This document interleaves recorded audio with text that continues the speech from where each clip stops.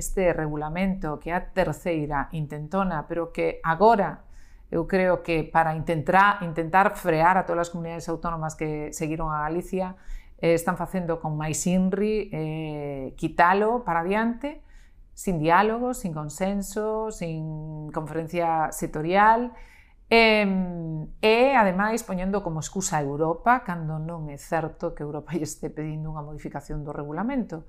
Europa pídelle que modifique a lei, pero que haxa un diálogo e unha participación, ou igual que se fixo coa Lei de Ordenación e Xestión Integrada do Litoral. Non é conforme a lei o que queren facer, e, por suposto, procederíamos a recurrilo, pero aquí sí que non hai ideoloxía, aquí estamos todas a unha, como ten que ser. Agora, calquera persoa que irá pedir unha autorización sabe que ten un modelo único, sabe que o pode facer telematicamente, sabe que a resposta a vai ter nun tempo moi prudencial, sabe que chamando pois a calquer organismo, sexa ben as provincias ou a Dirección Xeral, vai ter unha resposta inmediata. Polo tanto, por un lado, simplificación, por outro lado, homoxeneizamos os precios e as tasas.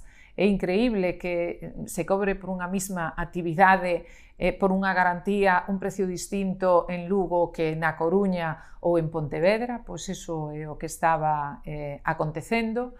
Por outro lado, saben que xa aprobamos un catálogo de bens de interés cultural, que os bens inmobles que estén nese catálogo pódese facer un cambio de uso.